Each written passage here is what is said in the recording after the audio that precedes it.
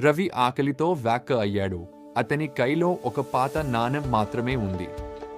అతను తన పాఠశాలకు నడుస్తూ ఆహారం కోసం ఆశపడుతూ సిగ్గుపడాడు. అకస్మాత్తుగా అతను ఒక చిన్న కుక్కను కచ్చిలిస్తూ చలిగా ఉన్నది చూశాడు. రవి తన నాణెం చూసి ఆలోచించాడు. తర్వాత నవ్వాడు.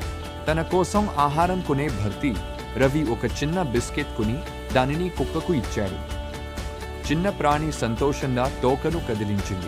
ఒక మంచి మనిషి దూరం నుండి నిశ్శబ్దంగా రవిని గమనించారు. అతని మంచి హృదయాన్ని చూశాడు. తరువాత రవి పాఠశాలలో చేరాడు.